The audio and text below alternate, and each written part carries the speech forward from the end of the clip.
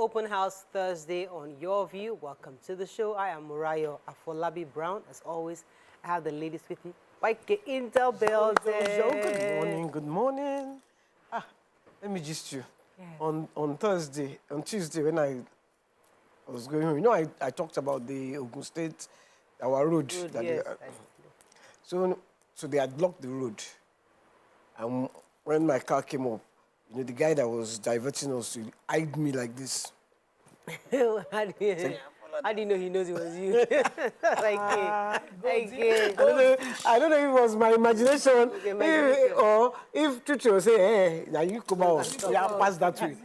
Pass that way. No, that one, they know. Well, it's good. I think they started work. They resumed the work. They started, I guess. I guess they've You know, started. they finish this road. We have to throw a party. Yes. All of us That party on will the be on the road. God bless you. On the road. On the road. We'll come and we'll dance with you.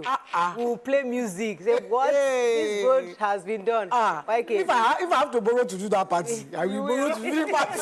Let's keep that day. We are definitely partying on that day. We'll become the Ikoyi of Alagbole. Thank you. Yes, hi, Alaja. I beg, celebration is starting on Monday. On Monday. Symposium. The symposium is on Monday, yeah. So what time is the symposium? Isn't it normal time? 10. Why can't some people might be here for the first time in their entire life? Okay, it's 11. 11 a.m. in the Necker Hall. mornings, and Necker also Hall. Necker Hall at Alausa. Lausa. Yes. Okay.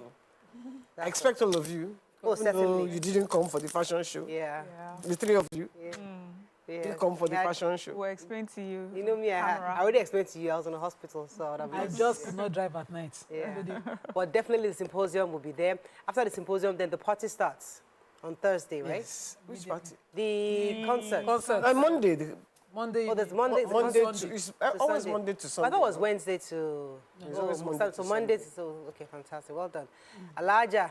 So me, I want to congratulate my friend, the PRO Immigration Sikoyi, Grace Udu. She was promoted to Chief Superintendent yesterday. Nice. Thank you to the Controller General of the Immigration Service and to the Minister for this promotion, because we thank you. From the bottom of our hearts, we are grateful. And congratulations. Grace is such a hardworking, beautiful, You know her? amiable Yes, I have met person. her. Congratulations, sweetheart. Fantastic.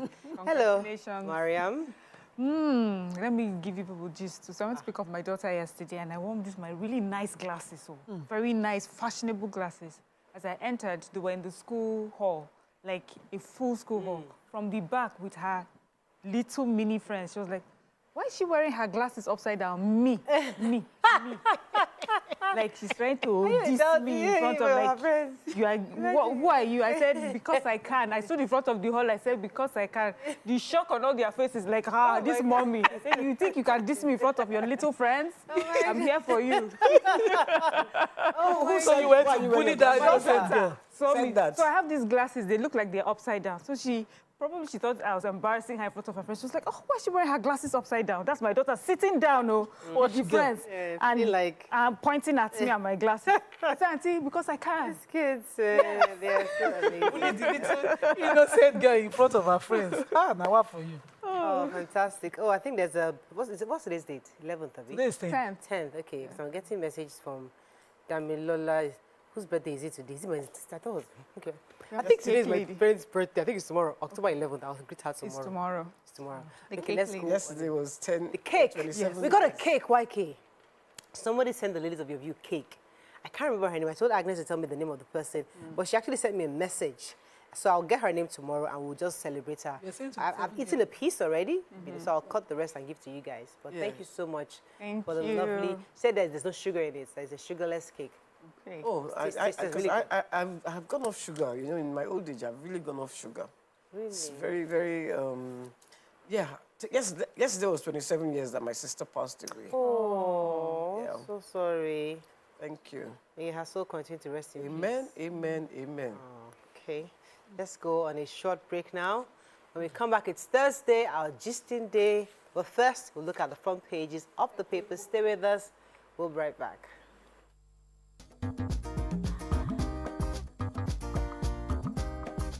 Stay tuned. Your View will be right back.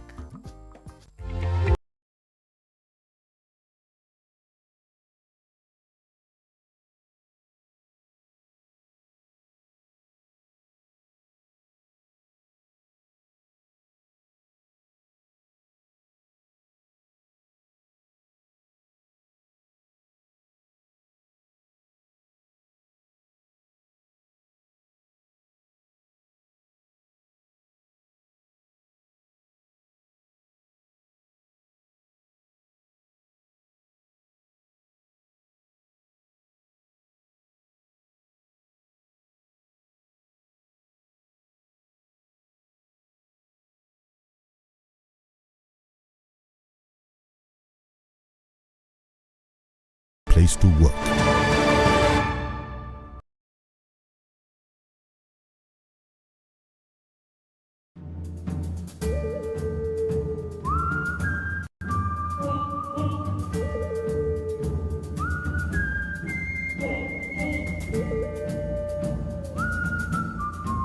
The Nation, NNPCL sells petrol for 998 naira in Lagos and 1,030 naira in Abuja. Federal government cautions Nigerians on source of drinking water. Senate, states must comply fully with Supreme Court judgment on council autonomy. Innovative funding key to sustainable aviation sector. Conflicting personal interest cause of PDP crisis, says Oyilola. Why Lagos added Green Line rail mass transit. And no party denied access to Edo election material, says INEC. Okay, which story are we starting with in the Nation? I have the Edo INEC stories. So the Edo State Independent Electoral Commission, Resident Electoral Commissioner Anubum Onwa has denied any complicity in the alleged complicity in the just concluded Edo elections. He said that it is baseless and misleading and void of truth to allege that he prevented access to electoral materials, especially the bimodal voters accreditation system, BVAS. He was alleged to have prevented the inspection of the BVAS just before the conclusion of the elections. He said that this is baseless. He said he never denied any political party or agent or representative access to the BVAS ahead of the contestation in court and to inspect it. He also acknowledged that it is the duty of INEC to grant access anytime the political parties ask for it, and he was replying to the PDP. Okay, the Minister of Aviation and Aerospace Development, Chief Festus Keyamo, is canvassing for innovative funding models, including concessions, joint ventures, PPP, that's public-private partnerships, management contracts, and other interventions that will accelerate growth and development of the aviation sector. It says innovative financing models that go beyond waiting, that this sector needs these methods that go beyond waiting for the federal government to drive sustainability for the sector. So there were stakeholders all at this particular meeting that was hosted by the NCAA. And we were just talking about the way forward for the sector. And, one of the stakeholders also mentioned that this continuously waiting for government or IGR, to do things. They can't keep on doing that anymore. They have to find different creative and more innovative ways of raising funding and, pushing it into the sector.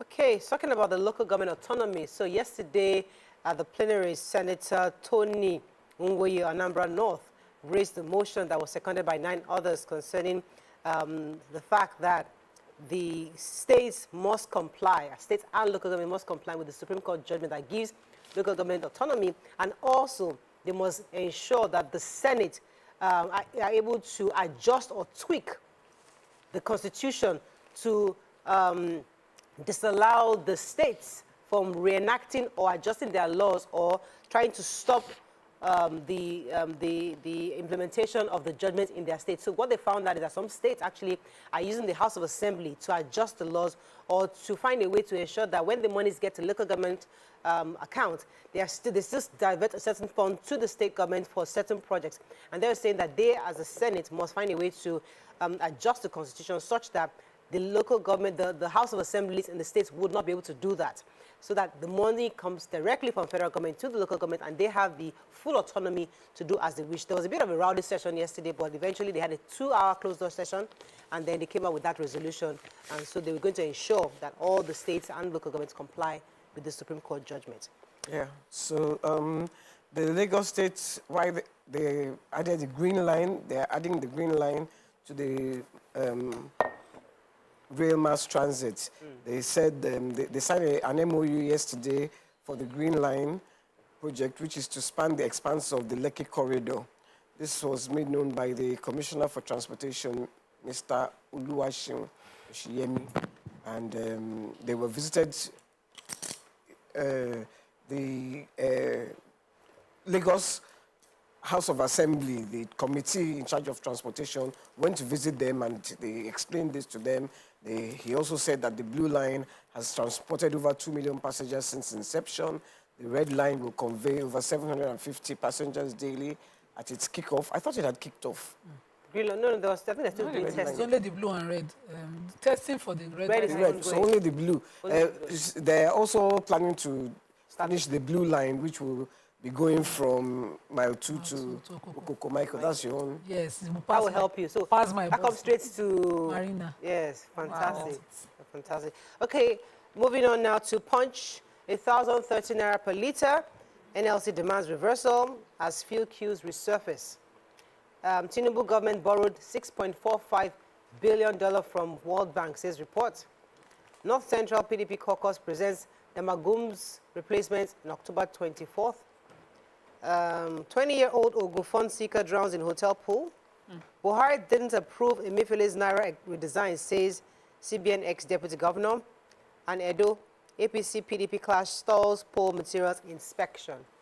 Okay, let's take one story for the Let me break. take the loan story. So, with this recent approval for 3 new loans from the World Bank, which is the 1.57 billion from the World Bank for various projects in Nigeria, the total amount of loan this administration has taken from the World Bank in 16 months is 6.45 billion. Naira anymore. So, dollar. So, $1.57 billion, 6.45 total in 16 months.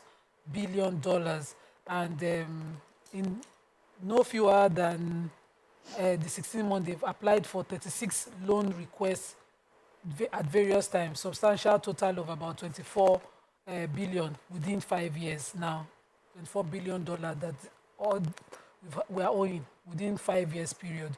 These loans were taken for different projects under this administration. We have the power loan, which is a loan for power, which is $750 million. Women empowerment, which is about $500 million. The girls' education is $700 million. Renewable energy is $750 million. Economic stabilization reforms, $1.5 billion. And resource mobilization reforms, $750 million. The ones that are questioning is women empowerment and girls' education. We are girls. I did not see how it's being deployed. And the story takes it that Nigerians are skeptical about this. Some people are realistic. They agree that our resources are thin and we should continue to take loans. But other people are saying, even in the past 5 years, we've not justified these loans that we continue to take. Well, Gosia? some people will tell you that some roads are being built and they're seeing the infrastructure. Let's go on a short break. When we come back, we continue with the review. Stay with us. We'll be right back.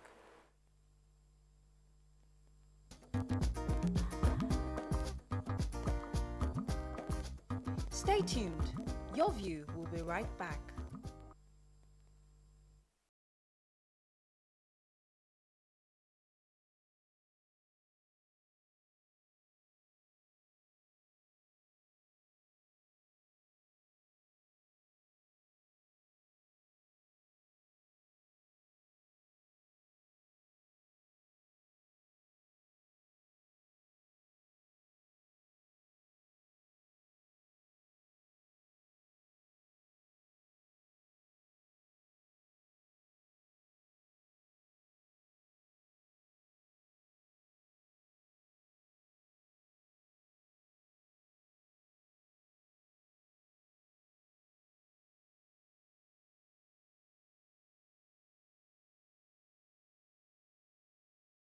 Place to work.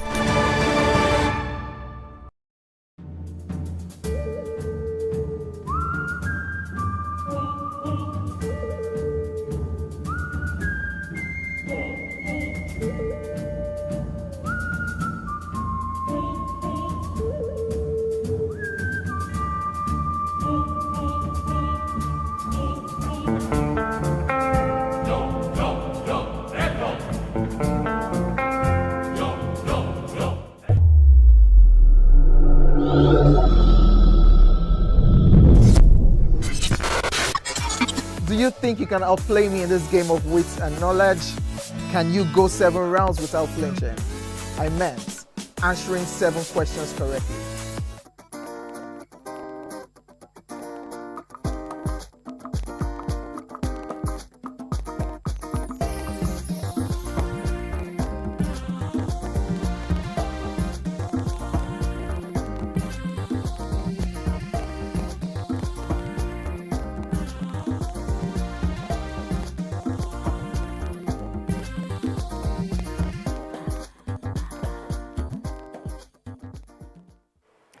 Thanks for staying with us. We're still reviewing Punch. Let me take the major headlines. So NLC, that's the Nigerian Labour Congress, they've called for an immediate reversal of the recent increase in petrol pump prices, citing the adverse effects it's having on citizens. Yesterday, the NNPCL increased the pump price of the fuel from 897 to 1,030 per litre in Abuja, and from 885 in Lagos to 998. So Joe, president of the NLC, in a statement expressed deep dismay over the government's continuous trend of raising fuel prices at the expense of the populace. Ajero criticized the role of NNPCL in setting fuel prices, describing it as monopolistic practice and undermines market fairness. He stressed the need for the government to formulate a comprehensive economic growth and not these ad hoc policies. That's what he's trying to say. And yeah, so he said that the government must put together a proper drawing board, to come back to the drawing board to provide better economic solutions for this petrol issue. I've got the trial of the immediate past governor of the CBN is still ongoing. And on Wednesday, a former CBN deputy governor, Edward Adamu, testified as a fourth witness. So in his own words, he said that during his time as a CBN staff, he witnessed previous redesigns of the Naira carried out with the aim of addressing issues of volume of currency in circulation, inflation, counterfeiting, and general currency management, amongst others. But he claimed that the 2022 Naira redesign exercise carried out by Emefiele during, that administration was without the approval of either the president or the CBN board, contrary to the law. So he explains that there's a standard procedure for Naira redesign, and it originates from the director of currency operations and then it's passed to the committee of governors, who then forwards it to the CBN board for approval before it reaches the president. But Emefiele bypassed this process. There's he's alleging that there was an approval that was brought by Emefiele, which may have not been the real, from the presidency. It's interesting because I don't know how he would have gone as far as he did with that redesign without the approval of the president, but we'll hear them, we'll hear what they're saying. They said that there was a design and that the final design did not even correspond with the design from the president.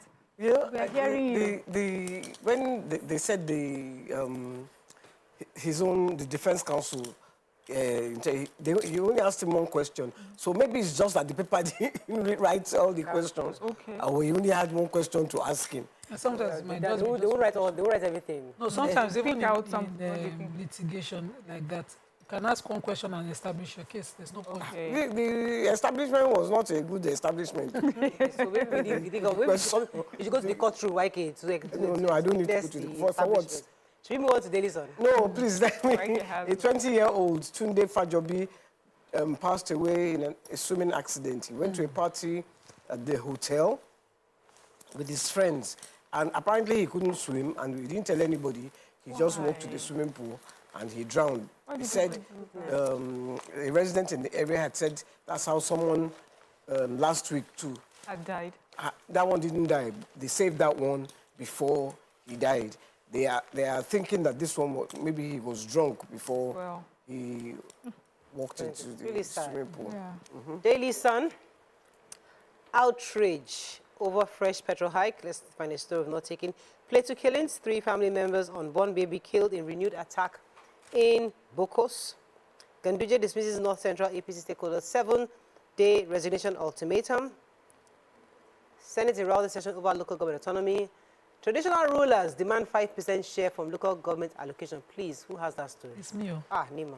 Please download it. So, traditional rulers led by the Abdullahi Omegwa, the Osana of Keyana, a community in Nasarawa State, have gone to the chairman of Revenue Mobilization and Allocation and Fiscal Commission to see him as regards payment of the 5% constitutionally approved for traditional rulers from the FAC money.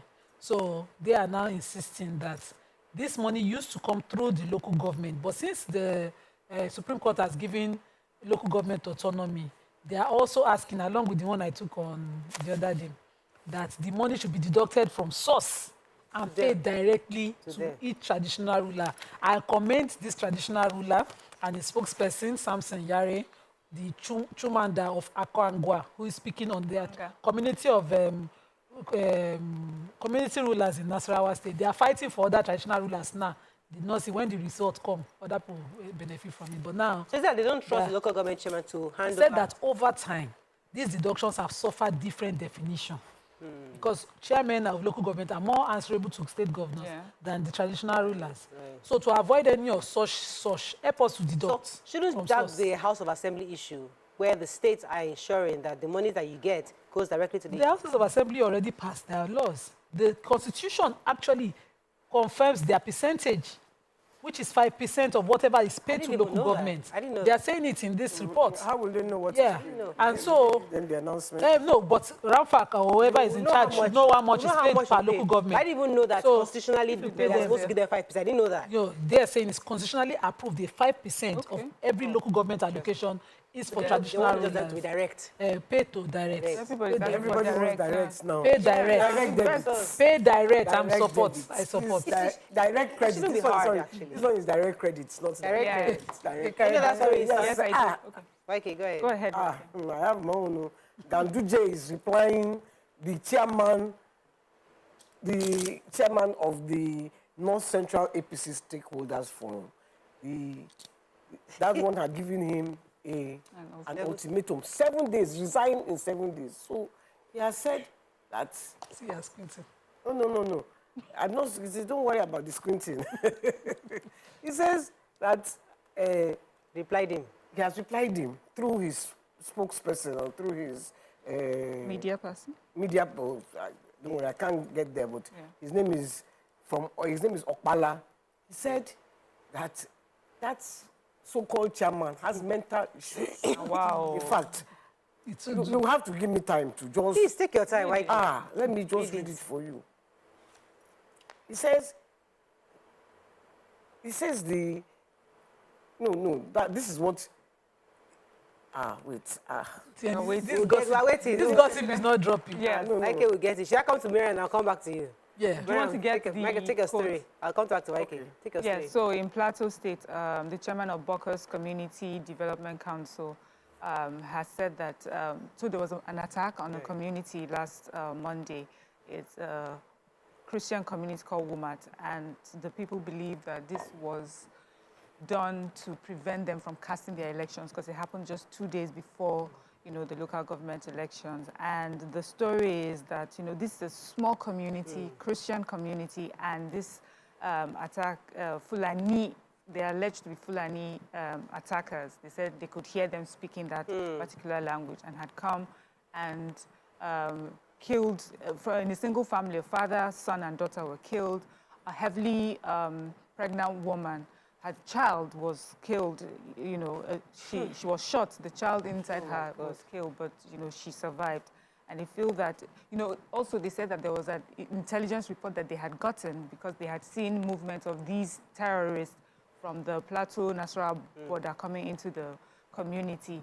And then this happened 2 days before the election. So they believe that this has to do with that elections to stop them, from casting their vote. This is another sad story from Plateau State. Really sad indeed. Mike, you ready for our story? Yeah, please go ahead. He says that he was responding through the. Mike, you have to start from the beginning. Some people do not get it. What happened? I'm going. The former Ghana governor and the APC chairman is responding to the chairman of the APC North Central Forum. Okay. So he says that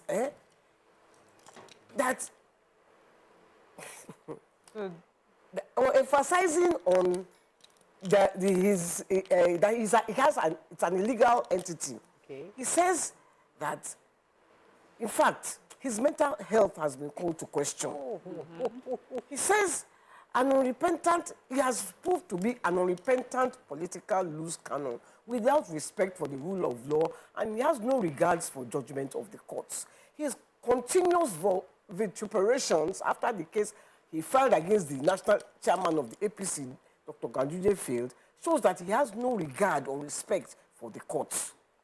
if he has any atom of wisdom or intelligence, he should go back and study the grounds upon which the case was thrown out and understand the court's judgment was in tandem with the position of the Supreme Court in the same case. It is high time APC members call in North Central, call him to order, because this embarrassment is a nuisance. And yeah, it is also not out of place for the National Work Committee of the party to take steps to bring Zazaga, is that it? Yeah. Zazaga to a book for subversive actions against the party. This is spokesperson for Dandije speaking.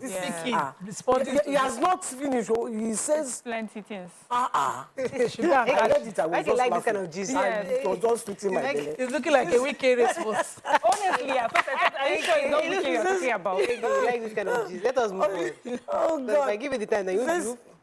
you have read the whole thing. If you give me the time, it says he should be subjected to immediate psychiatric examination. That was where you were looking for. That was what That was the punchline. That was the punchline you're looking for. Vanguard. Oh my goodness. Anger as petrol price goes up, third time in 2 months. Unilag UI lose top ranking as CU emerges best Nigerian University in 2024. That's Covenant. Yes, Covenant. Army probes brigade commander over alleged diversion of palliatives. Federal government will flush out bandits, criminals from Northwest, says Matawale. FG Gazette executive order on zero VAT excise duties for manufacturing firms. Military lacks weapons, morale to defeat terrorists, says Ndume. Okay, which story are we starting with? So the federal government has, with the intention of making available to Nigerians cheaper pharmaceutical and medical products, they removed the VAT, and this has been gazetted according to the Federal Ministry of Health, Social Welfare, Head of Information and Public Relations, Mr. Alababa Logu.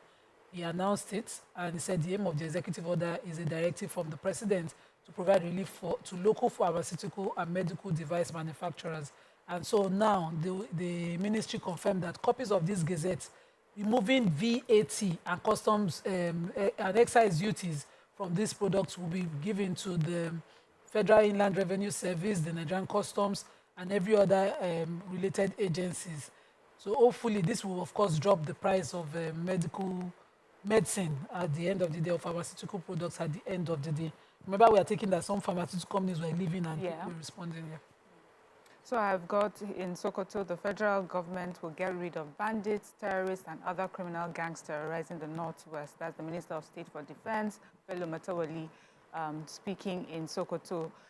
He said that if he was talking to the people in the state, he said that if they recall, it is part of the current administration's directive on the minister and military chiefs to relocate to Sokoto and flush out all culprits terrorizing the areas. And so that's why he's back in Sokoto to coordinate this assignment of flushing all bandits and other criminals. He says they have recorded some level of achievements. Our troops killed notorious gang leaders and group members in different places. Relative peace has so far been restored, specifically in Sokoto, Zamfara, and Katsina states. He says he's optimistic that the gallant troops will sustain the strides and continue to record success through Operation Fansanyama, which is ongoing in the fight against these criminals in the Northwest, Matawali said. And, so on and so forth, just, also reiterating that, they will keep fighting, they will never, until they win the war against these bandits. And, he said a lot of encouraging and optimistic message to our gallant soldiers and the military for all the hard work that they're doing, and says, they'll always be with the people. They're not abandoning this fight until they win it. Okay, that's all we can take. Okay. You have a story? Where gunmen attacked the Ehime Mbano local government area of Imo State, killing several soldiers. They said they came in, they had first set fire to the National Open University of Nigeria last week, and then they came a week later, they killed, they touched the residence of Frank Ebezim, a former senator of Imo North. Then in a viral video, they could hear them chanting battle songs with several, while setting several operational vehicles on fire. they kept chanting, "We are the angels, we are the angels. The army men have run away. Why are they running?" The residents in the area are saying that they're living in fear. They came, they even, while they were chanting, they said today is the 8th of October. So just in case we are not sure that is now, they were talking, singing the dates and everything. All right, that's all we can take on front page review. When we come back, move on to our next segment. Stay with us. We'll be right back.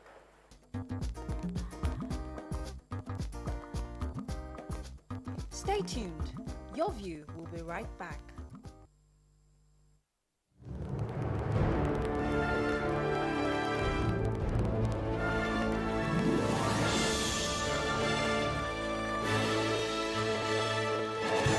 Terra Cube is available in beef, chicken,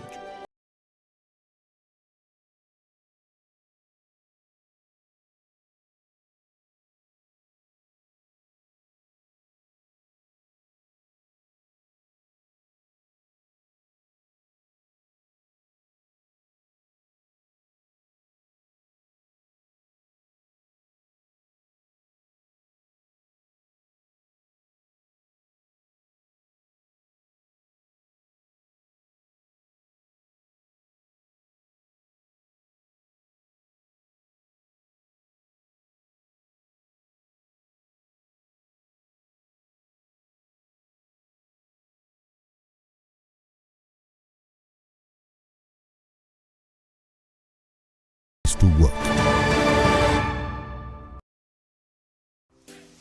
Welcome to Pure Entertainment. What would you like to order from our menu today? We have the regulars. So let me go and look for my jam results. So my 280 was 320. I suppose don't be one medical. You be like person without budget. At this point, I contest my jam results. I want to close the show. I can go. I can. That's I can all do we can Nigeria, take. but I choose to stay. Close the show, Fadala. Ladies and gentlemen, number one, Unavailable by Davido featuring Musa Keys. We also have today's chef special. Yo, shine, shine, shine, shiny, yeah. Say recap done, and it's time for number one on the countdown. One of Nigeria's hottest artists right now, his name is Rema, and this one is called Charm. Kick it. Another.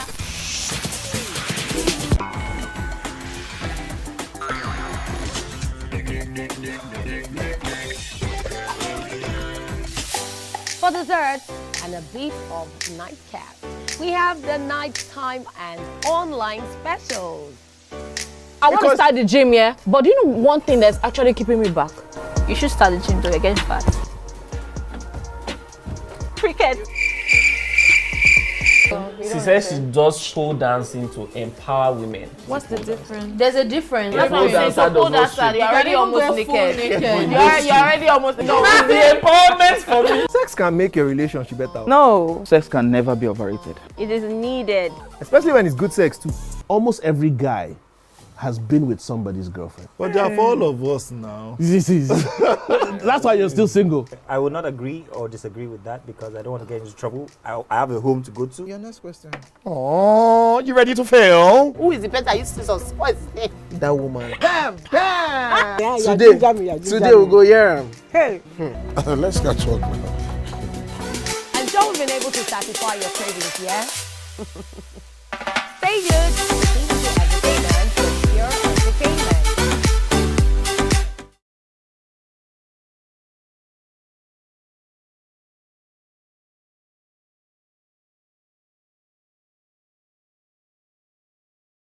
You there for inside motor, you there for inside traffic, we there for you with a master. Late Nights on Max FM is where we help you connect the dots and put you in that place where you are ready to do it right. We are dishing out the top hits of the week, counting down the biggest songs on your radio. Let's go. Right now. On Max Sports, we bring to you sporting events happening all around the world. It's not just sports, it's entertainment. You know what it is. It's the Max Out Party. King Dion, DJ Charlie Shee. Let's go! We are your go-to for hit music, entertainment, and top-notch radio all day, every day. 102.3 Max FM. Hit music for Lagos. doubt and fear doesn't occur at the canvas, it shows in the canvas. It shows the conation of raw earthen material slabbed, stroked, and molded at a pace provided by the doubt and fear. Every move way in the struggle of one to the other, merging the past to the present, brushstrokes of colors seen but not known. For when the wailing stops, the pieces settle down in abject beauty, erected for a century of a century. Speaking, advocating, protesting as the arts are meant to be.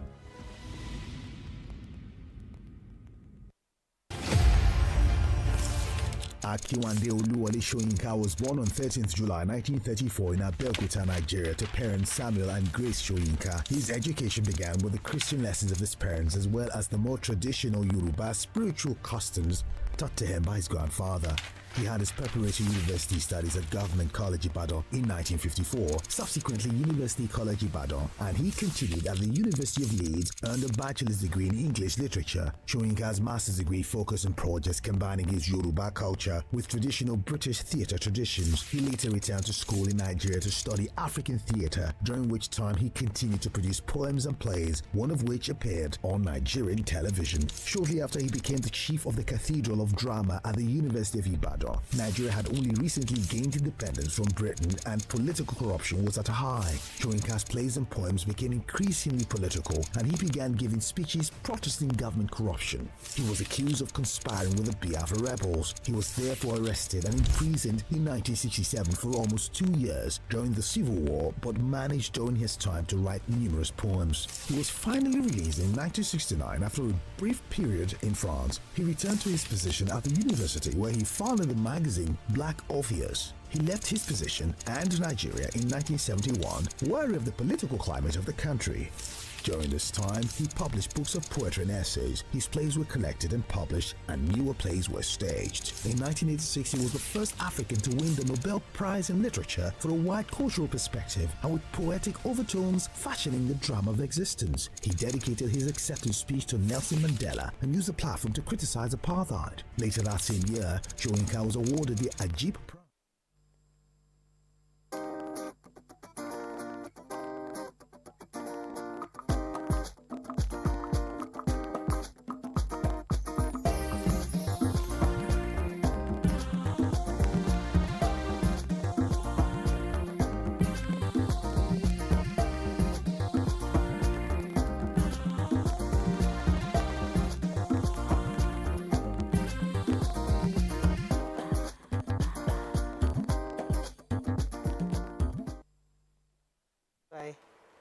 Okay, so today, before we go into our regular Thursday topic, was important because we love to discuss hot topics on this show, and because the hottest topic in Nigeria right now tests at the pump prices. The pump prices are 1,030 naira in Abuja, about I think it's about 1,000 naira in Nigeria, in Lagos. I think it's about 900. Let me see what according to NNPCL, it was moved from 885 in Lagos to 998. Now in Abuja, it was from 897 to 1,030. In other parts of the country, some are saying they have 1,040. So people are complaining, obviously, for obvious reasons, and everybody is lamenting, and it's important that we open our phone lines for Nigerians to call in to express their views on this new price hike. This is on the back of the fact that NLC have already called for an immediate reversal of the recent prices because obviously it's not economically viable for Nigerians to pay this amount at the pump price. So you can call us on 081-0764-1679, 090-241-63440. You can also send your messages on X. We'll be happy to read your messages also on YouTube. Just a few minutes to share your thoughts. Let me start with Nima because I know you were really lamenting this morning about the price of fuel. I mean, so you will not understand. Just yesterday morning before the announcement, the fuel that I bought for 40,000, I drove the car supposedly to the mechanic because I need to service my car. They did not service the car. They did not get to mechanic. I don't know where they went, and then they brought the car back, and I went to Mesh Software. As I was still saying, Nima, what will help you? We need help. I just look. Notification on X, NNPCL, it says 1,030 naira per litre. My spirit was down throughout yesterday. Because as I am now, I need manna from heaven. God should just come directly to me on this situation of things. How are Nigerians going to cope? I wanted to do a foriro yesterday. I needed to buy fish. A carton of panla is 55,000. Yeah. Something that we bought 24,000, we say it was God bless increasing. you. We say it was increasing. So I'm just pained at, the hardship and continued increasing prices across board. We have, all of this to deal with. Transportation is extreme. My way to beg to toll gate this morning was 1,000 naira. These things are continuing, bills in front of every Nigerian. It's something that government must now sit down. There must be a policy that they put in place, and we see the immediate result. And the way we see the immediate increase of fuel and its implications, we must see the immediate result on food prices dropping. Yeah. It just has to be immediate. So at least something must work. I've just been down. If you tell a client this is your price, they'll be pricing you like tomatoes. Everybody will be telling you, see situation of things. It's money that you use to run your business. A lot of things are not just working right now. And NNPC as a body, they should start to do policies that reflect Nigerianness. They must. I understand all this dollar increase because we had a guest on Monday, I think. Yeah. And the guest was putting things to us, trying to make us understand how a local refinery that we thought once it comes, there will be no logistic cost of shipping, landing costs, all those costs that they give us. And things would eventually change and be better for us. He was trying to make it make sense, and I do not understand it. The way I see it is that a refinery at our backyard is different from a refinery in Trinidad and Tobago, Malta, or wherever these refineries are. It has to be different. There must be a price change. There's no way you want to explain it to me. If I am producing rice in Bida, and then I have to pay 4,000 naira per bag on a bus to get each bag here. Imagine if I was doing it in Imota, will I pay 4,000 naira? Exactly. There has to be a difference. I don't understand. Make it as basic as possible for somebody to understand, because salaries have not changed. The minimum wage is 70,000 naira. Put it in a month of things. You don't change nothing. But cost of fuel, which if reflects on other prices, is constantly changing. Help us to understand. Miriam, your thoughts? I mean, as I said, today is going to be serious lamentations, because an increase in price has been in petrol price. We know what it means. There is just going to be a ripple effect in so many other things. Just September, as schools were resuming, I know what parents were going through. I talked to some parents who changed their children's schools, and this had to do with the petrol price at the time. I saw it reflecting on everything else. School buses that you normally pay for. Some parents say they couldn't afford anymore. Even some schools are saying, you know what, we don't even think this is the best deal for us anymore. It looks like there's going to be increase every other day. So all that, plus food prices. I get, someone supplies me some food items. Every week I get, the price of this has just increased to this. The price of this has just, like every week, and then you have this. So I really don't understand, what this means as per government policies. At what point now would the government think, okay, let us step in? This is going, too far. Because as I see it as well, I won't be surprised if by next week we'll get another increment in price, in petrol price. So what are people supposed to do? I have staff who don't have cars of their own because they have to join transportation, and then they tell me that they can't afford transportation anymore, because it's so expensive now. Like normal, regular people. So I'm not even talking of people who things have been down and out for them. Like normal, regular people who have been, who have been sort of managing their lives are falling below the poverty line, for heaven's sake. Something has to be done, and has to be done quickly. I was thinking when you guys were talking concerning government intervention, because I know that they had talked about the CNG kits being given to transporters, so as to reduce the cost of transportation. How far that's going, we don't even know. We don't have an update. We know they were giving out, I was hearing in the paper somewhere where they're giving out 10 kits, or they're giving out a certain amount of kits to certain states. That's definitely not sufficient for any state transportation. And it will take a while. It will take a while. So we need to know what, because that's also what NLC is demanding. What exactly are you doing? Yes, now, if you tell us there's nothing you can do concerning this one price, which I disagree, I'm sure there's something you can do, but what are you doing to mitigate? What are the options available for Nigerians, especially this transportation? Mike, what are your thoughts on this? You see, the problem I find with government people is they do not understand where we are at. Because they don't know the price of tomato. They don't have to. The price of tomato is far away. Someone is buying it. They are not. They are not in direct. Yes, they are totally disconnected from everyone else. I think so. I believe so. Some I are believe married. so. They have wives who are doing these things. Some of they are their wives that is most disconnected. Waiting consign and consign tomato. I'm giving you 1 million. Run the home. If you like buy tomato, increase. In fact, inflate the list. Your governor's wife will shopper now. You cannot be shopping in my 12. You see, look, yesterday they came to me. They said 4 gas are finished. So I used that corner to shout at everybody. 4 gas. The last time 4 cylinders. The last time I bought it, it was 17,000. I don't know how much it is now. They say it has gone down to 15,000. Even if it is 15,000, 4 is 60,000. 60,000. I was in a very bad mood. I was in a very bad place. When they tell me that gas is finished, they will tell me at the same time yam has finished. Yes. And you know how much you buy yam now? A tuber. Rice, meat. In fact, when they wrote the list. Okay, when I was traveling, I bought meat in the house. And maybe I bought some chicken. I said, okay, for the next 2 weeks, I don't want to hear anything. As I was entering the house like this, everything was gone. And I said, I'm really upset because I made sure there was food in this house before I left home. And there's no way you guys could have finished all this food because she now reminded me that we are feeding this person and a security guard and this person, you know, like all the mouths that is being fed.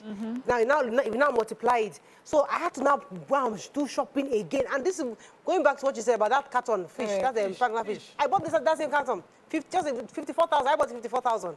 Imagine. A whole carton. I bought it from you before at 20-something thousand. That was the amount. This partner fish, the carton. 54,000. She was helpless yesterday. She said, I have a caller. Let me take this caller. It's been holding. Adebowale from Songo. Thanks for calling. Good morning. Good morning. This is Mr. Shobo Alewa calling from Songo. You're live. Go ahead. I want to ask. I don't understand though. See, this government is not really helping us. They don't offer us anything, and they are killing us every day. I'm a commercial driver. You believe I have to sell my commercial vehicle to go and get Keke Marua because the expenses we are doing every day is beyond what we are making. Now, yesterday as I'm working again now, I met fuel 1,001 again. How long are we going to continue with this? This government is just making life miserable for us. Should we be regretting that we put a Democrat leader to govern our country for us? How long are we going to continue with this? Every day, inflation on everything. And the worst thing is that if the person we are taking for 100 naira, you get out there and tell them that it's not 100 naira, they won't say that. So we are running a big loss. How long are we going to continue with this? Help us and talk to these people. If they don't understand it, they should leave it. And they let them put another person that can do better things for us. Everything is getting worse than every day. Thank you very much. We are tired. We are tired. Don't you Thank you, Shubwale, for your thoughts. Yeah. Because I was one of the people that was against this removal of the subsidy. I remember having many heated arguments with you here. I don't believe that subsidy should have been removed. Even if you are going to remove the subsidy, what you need to do is subsidize other areas. But what is happening? Subsidy of petrol, subsidy of light, subsidy of this. So we are now, we are just like that. No cover. We are no cover. And already, before the subsidy removal, we're in a bad state. We're in a bad state. Now we're in a state where I've not been, since I came back from England, I've not been able to fill up my tank. Because 20,000 doesn't fill up my tank. And I'm not going to buy more than 20,000 naira. So I will buy, before I go to VI and come back, petrol don't go down again. I will look at my life like this. Okay. I will say, okay, let me be looking. I will wait. You know, then fear that there will be no petrol. Quickly buy some more petrol. So I'm at a place where I haven't been for a very long time. Because the naira is now worth less. Yeah. So let's assume I had 1 million naira in my account. 5 years ago, that 1 million naira, I would feel like a king. If I have 1 million naira, that is 1,000 naira. That is less than $1,000. I went shopping for my son the other day. Let me take this call. Who does you? Let me take Timothy. Okay. Timothy, you're live. Thanks for calling. Thank you. Yeah, I want to talk about... I need some volume, please. Hello, I said I want to talk about the pure water that we used to buy a bag of pure water before, 100 naira, 70 naira, 80 naira. Today, then we can buy pure water. Somebody will ask you, can you cannot out of it? Easily to give. You hide it on your pocket. We don't allow anybody to even give somebody who is dying green. Look at the punishment that the federal government are pushing us to. Oh yeah, when they said Dangote is producing oil, I talk about, I said we'll push this matter everywhere. The oil himself will not get a profit, and that is it. I didn't hear you very well, Timothy. But you see, if you, going back to what our guest on Monday was trying to, I asked you a question to paint the picture, because sometimes we are focusing on now because it is now that we have to eat every single day. But the picture that I thought he was trying to paint for us is, okay, right now, things in the next 6 months, 1 year, will hopefully begin to see some changes.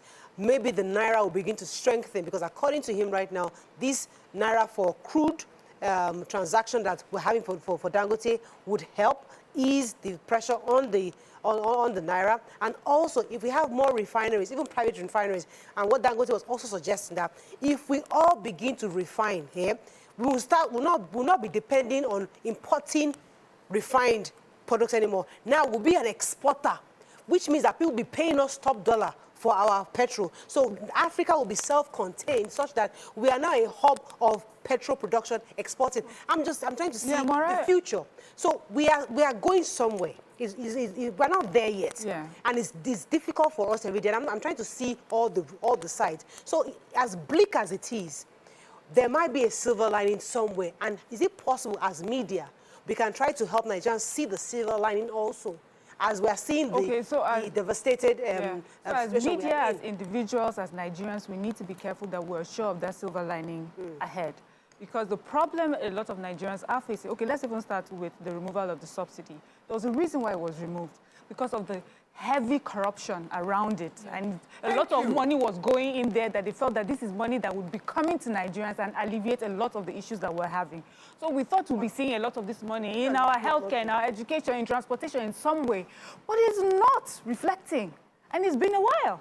Okay, let's pause for that. That point you just made. Let's start with that. Okay. Now, they said that they're giving more money from their saving. Yes. As being the state governments are now getting more money. Yes or no? Yes. Okay. So based on the savings, right? Now, what are the state governors doing? What are the local government doing? So why are we not putting our energy on the states? You've received this amount of money increment since last year. What are you doing in your state? We're putting our energies on government.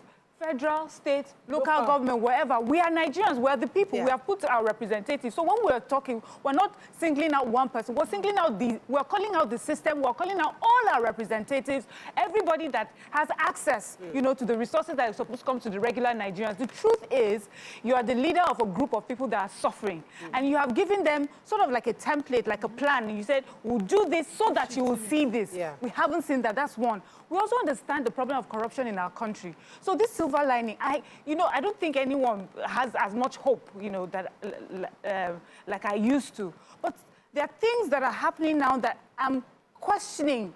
This hope, this silver lining, will these representatives allow that thing to happen? Will they, or their corruption will overtake them so much that Nigerians will not see the benefits of all this tightening of belts and tightening of whatever our purses that we're doing? So if then you say to us that, oh, we now have a refinery here in Nigeria, and, you know, before the refinery came on board, we had all the things the benefits that are supposed to come to us. Cheaper prices, more availability of petroleum products. And see, look at the stories back and forth concerning it. So those are the questions that we have. We don't mind. We don't mind tightening belts if we can see the end result. If we can see where it's taking us, but it's not leading us the path that they said it will lead us. That's why people are complaining. Hassan. Good morning, Hassan. Thanks for calling. Sorry for keeping you. Good morning, Morales. Yes, go ahead, Hassan. I have something to say. they have succeeded in selling a dollar to us. But few of us, like me, are not carried away by that dollar. Prior to 2023 election, on this your view program, Tope and some of your members there subscribed to the removal of subsidy because they saw it as not benefiting the masses and our whatsoever. But now, you can see that the masses are benefiting from the subsidy. Subsidy is not a bad concept. Even the president was sent away by this dummy. They spoke to him. He came on street. He floated naira.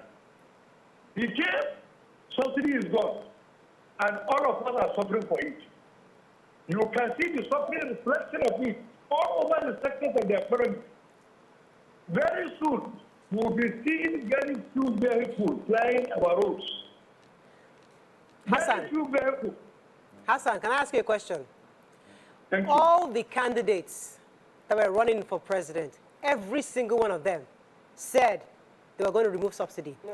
Well, everybody, well, most of them, okay, all the major candidates, well, the one, the 3-4, and then also agreed to float the naira. And most of the experts from everywhere in the world, even on this table, we interviewed several experts.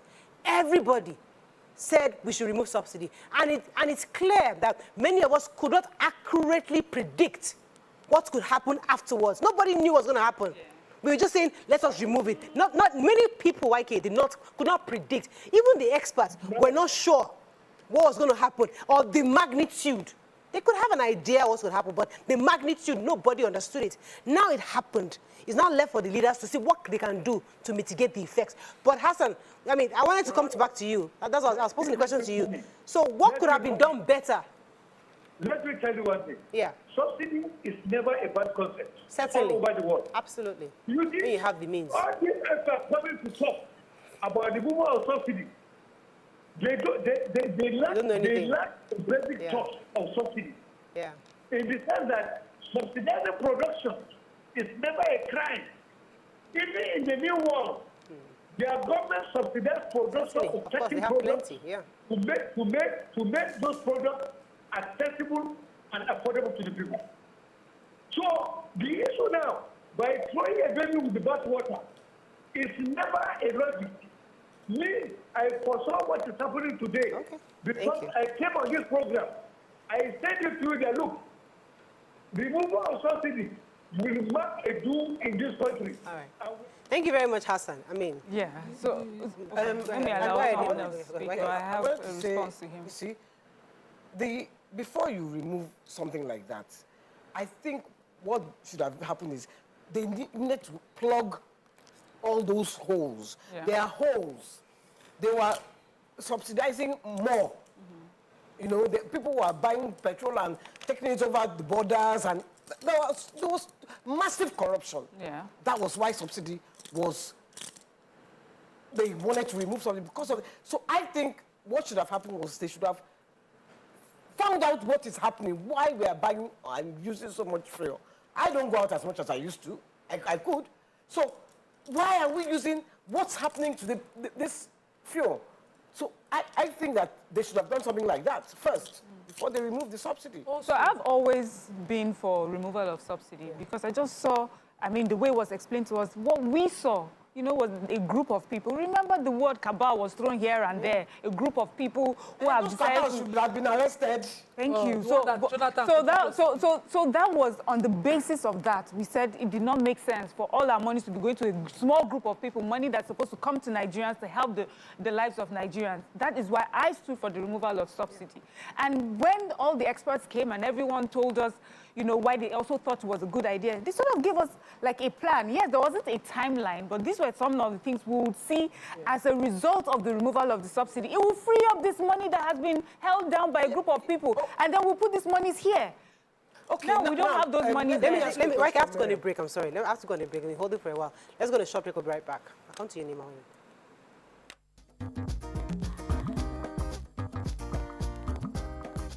Stay Stay tuned. Your View will be right back.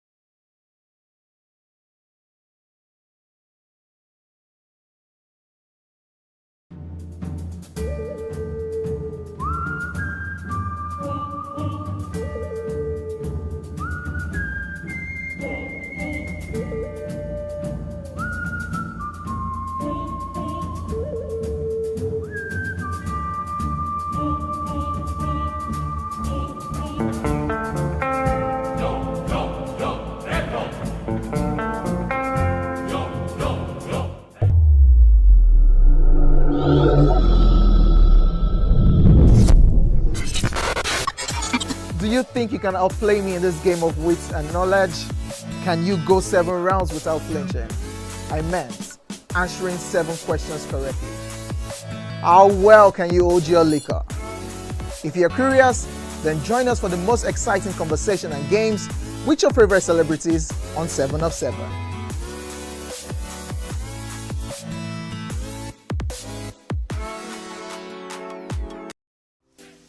Welcome to Pure Entertainment. What would you like to order from our menu today? We have the regulars. So let me go and look for my jam results. My 220 was 320. I suppose don't be one medical.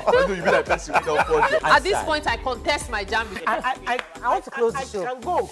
I can. Okay, that's all we I can but take. I choose to Ejeki, stay. close the show, Yi Fadala. Ladies and gentlemen, #1 unavailable by Davido featuring Musa Keys. We also have today's chef special. Yo, shine, shine, shine, shiny, yeah. Say recap done, and it's time for #1 on the countdown. One of Nigeria's hottest artists right now, his name is Rema, and this one is called Charm. Check it out.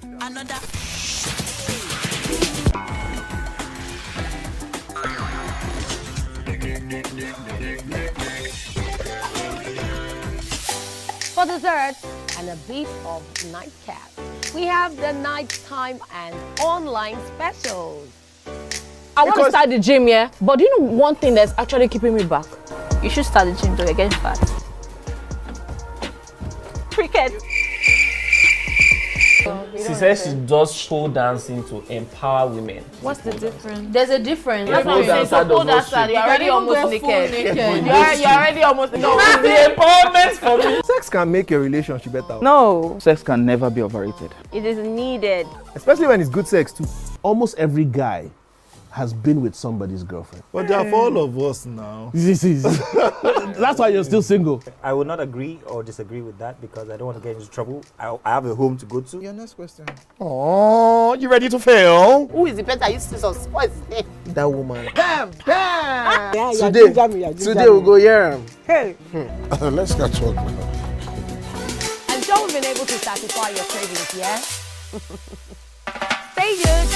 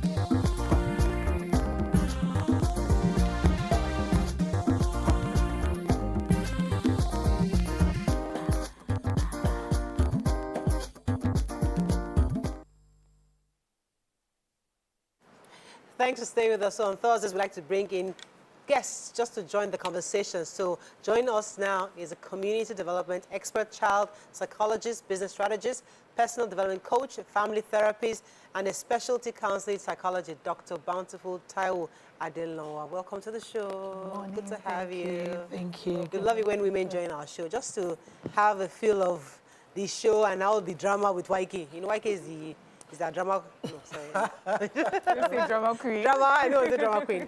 But yeah, Vibe is essential. yeah, exactly. But before you came in, we were talking about fuel. You know, the pricing, how we all woke up to this reality this morning. 1,030 naira in Abuja, almost 1,000 naira in Lagos. You know, different parts of the country are complaining. A caller said he's on 1,100, and we're looking at all the various parts. You know, so. I was saying that maybe there's a silver lining. Others have said that they can't see any silver lining, no. And they're saying that, okay, this is more money we've forgotten. What are you doing with it? So in your own view, what do you make of the recent increase? In my own view, I started gradually just checking how much we spend on fuel. And I found that, because I have a project this weekend, so we have to fill up the cars. So I transferred 100,000 to the ATM and told my driver to fuel up the 2 cars. So I was swimming. It was this yesterday, my reality. And my husband just came to the pool, and I like, what happened? He said, how much did you transfer to the account? I said, 100,000, and he just laughed. I laughed too. I asked them to fill 2 cars. I said, yes, now. I said, no, no. He said, you have to send him money. You have to send him more money. And that's about another 60,000 naira to fill the 2 cars. Yes. And I think on Saturday, on Monday, or I think on Saturday or Sunday, we fill up for the week. So you are spending in a week, you are calculating about 160,000 on the fuel. Now, my personal view, what came to my mind is the analogy of the frog in the hot water kettle.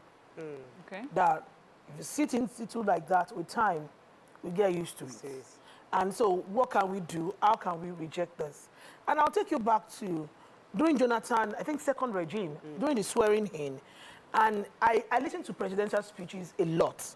And he said, this time around, we're going to make sacrifices. I may not quote him verbatim. Well, what that man said, that phrase said, we're going to make sacrifices. He said, strong economic sacrifices to take us to where we're going to. Okay. So I was looking forward to the sacrifice and the end points. Well, the sacrifice may not be as hard as what we're seeing now. And I told myself that maybe that sacrifice we didn't do that time is what we're doing now. This is not to absorb anybody who is faulting on what they're supposed to do. So policies, ideas, theories, strategies may not work as expected, even when they're evidence-based, because of the people behind it. So when you talk about anything, either the subsidy or no subsidy, it is not my problem. My problem is until we as individuals get it right. I'm not going to absorb, like I think one day I was speaking to a commissioner of police doing a project, and he said, well, God said police is bad or police is corrupt. That police is a demographic representation of the society. So I'm not going to have President Tinubu at the fuel pump. I think I had to, actually, I didn't fight, but I had to take it up at the fuel station, NNPCL fuel station, and I was buying fuel, and the fuel was not, the machine was not rubbed. Or, okay, that day, Mobile sell a bit higher than NNPC. So the queue didn't worth my time, so I bought a Mobile. And that day, I think I bought with 45,000 naira, 42,000 naira from the same level, and the tank was filled. And I went to another day, maybe like 2 days after, I was buying another station, same level, and I bought 47,000 naira, and it was not filled. And yet, the NNPC was cheaper than the Mobile where I was buying. So do the mathematics. So making the sacrifice is not my problem, but the people behind all of us, until we choose to do the right thing, whatever sacrifice we are making will just be mere suffering, and we're not getting there. There are certain policies, because you see me, is this shifting of goalposts that is bothering me. If we say, let's remove subsidy and federal allocation has increased because we've started to make more money that we are giving to state governors, and we did not buffer before it was removed. It was announced because the last administration did not even budget for subsidy. So it was announced, and we did not wait to prepare so that the CNG alternative that we would do had kick-started. This is 16 months plus into administration. It has still not kick-started. Every day they announce 2, 3 buses that they want to do and a longer goal. So it's like this term, this tenure, this first term will finish.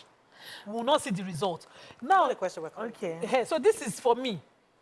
When we say we have removed subsidy and we have other palliatives that are supposed to improve the lives of people, and they are not seen, we are not really improving the lives. If at least fuel price in the pumps have gone up, but transportation is cheaper because all transport buses, not some, not in some states, not in one corner local government where they launch it, the 60 buses, all have CNG conversion and they are running on CNG. It will reflect in the cost of food prices. Automatically. And then Nigeria will say, okay, we get this one, we give you this one. It's like, it's not like you take it all. As it is now, all. Thank you for that palliative matter, because what I find is they do not even know what palliative should be. Palliative is not giving me rice. Because if I eat rice today, I go to toilet tomorrow. Finish. The rice don't finish. I need what will sustain me. Not give me a bag of rice. A bag of rice is not going to sustain me for my lifetime, unless you think that my lifetime is only a week. So, the rice, no deal. So going back to, that's what I was talking about, this CNG thing, because anytime we talk to government, I mean, for us, we have a bit more information than most people, because we talk to government officials a lot of time, and they keep reminding us of these rollouts. And Nima is absolutely right. There should be a windfall of CNG kits given to all.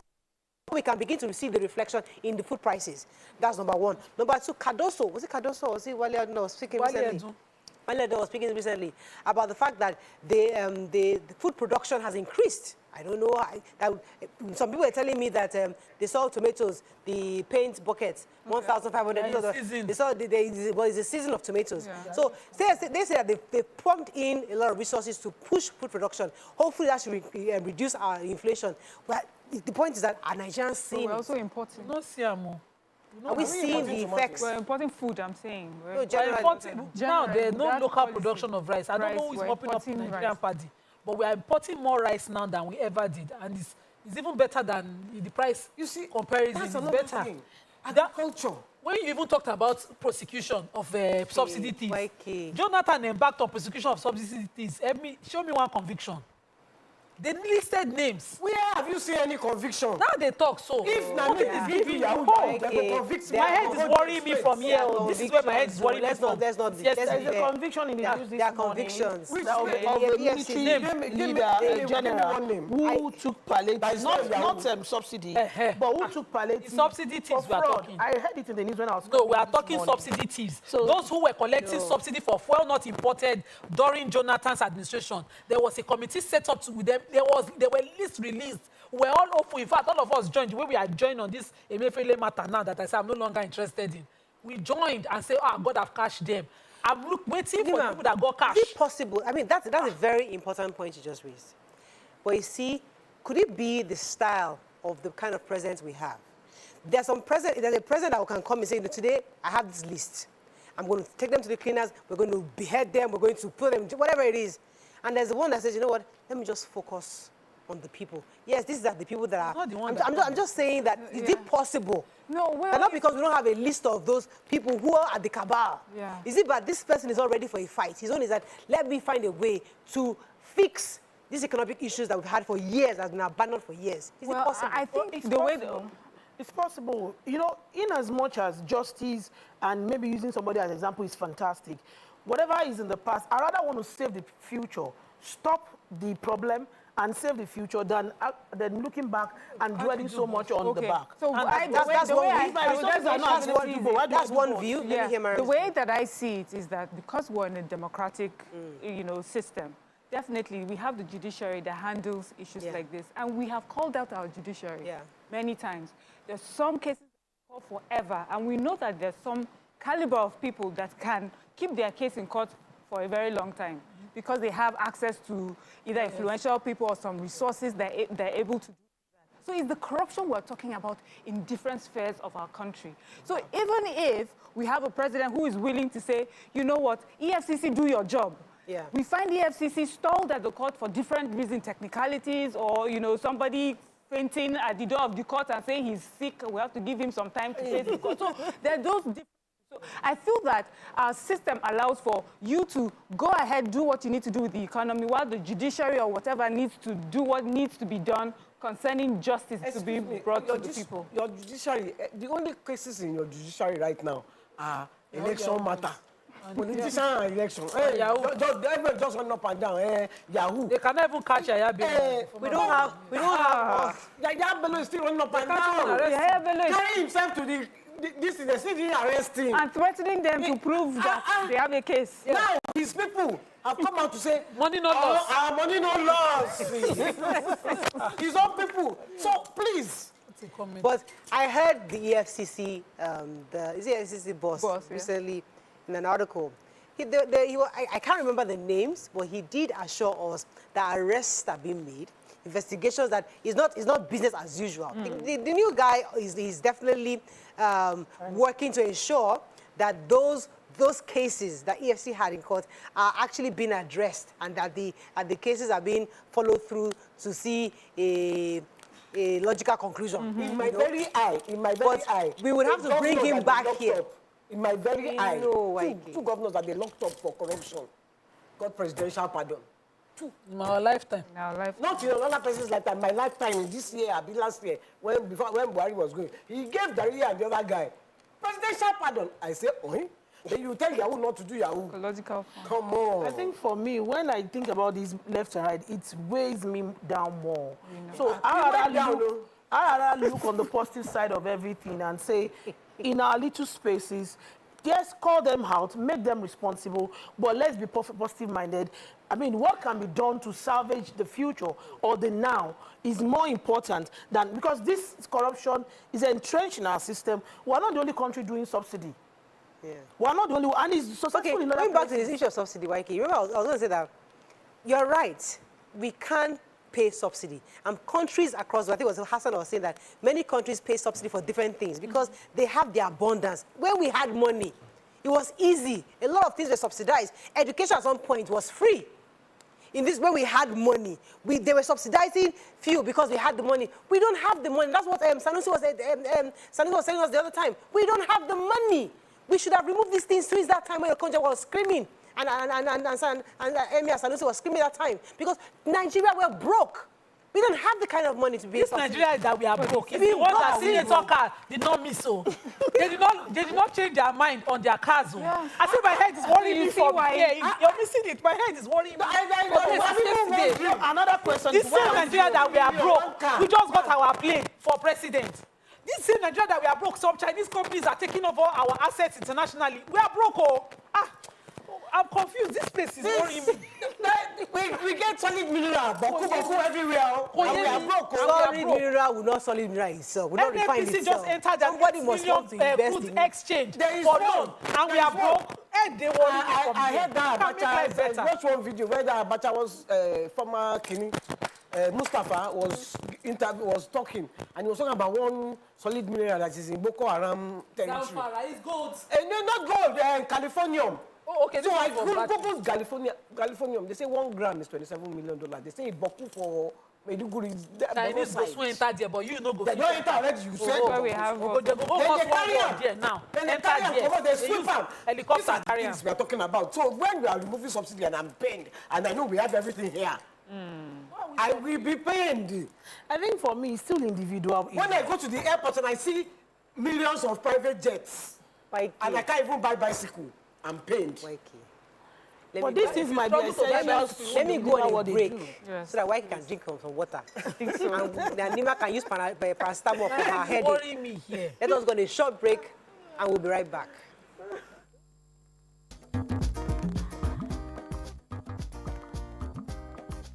Stay tuned.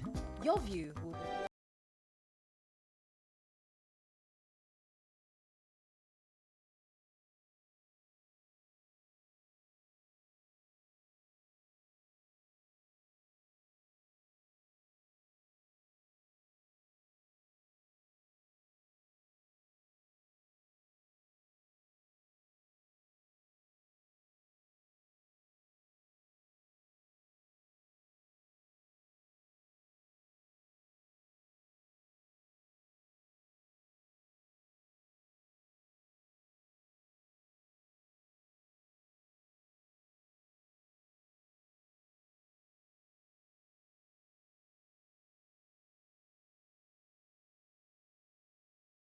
place to work.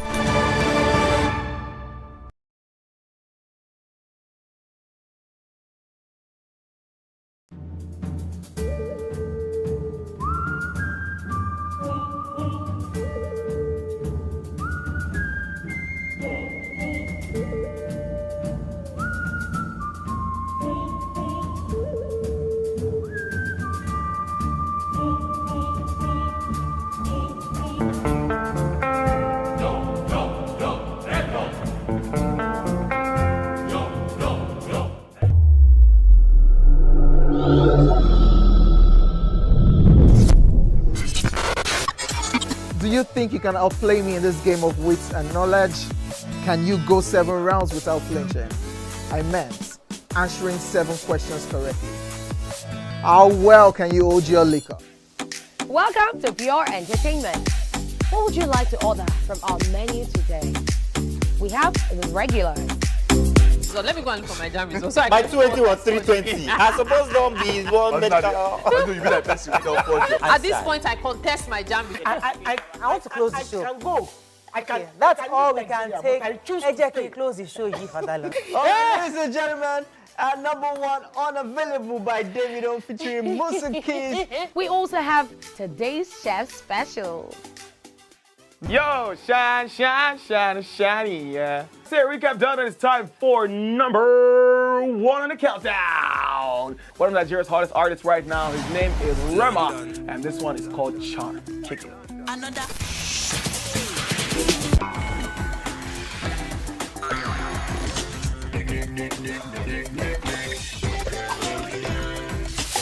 For dessert and a bit of nightcap, we have the nighttime and online specials.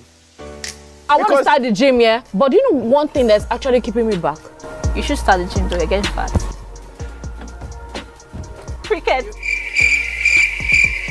She says she does show dancing to empower women. What's the difference? There's a difference. Yeah, That's what I'm saying. So pole dancer, you're already almost naked. You're already almost naked. No, the empowerment for me. Sex can make your relationship better. No. Sex can never be overrated. It is needed. Especially when it's good sex too. Almost every guy has been with somebody's girlfriend. But they are for all of us now. That's why you're still single. I would not agree or disagree with that because I don't want to get into trouble. I have a home to go to. Your next question. Oh, you ready to fail? Who is the person that used to sus? What is his name? That woman. Damn! Yeah, Today we'll go here. Hey. Let's get talk now. I'm sure we've been able to satisfy your cravings, yeah? Stay good. Entertainment for Pure Entertainment.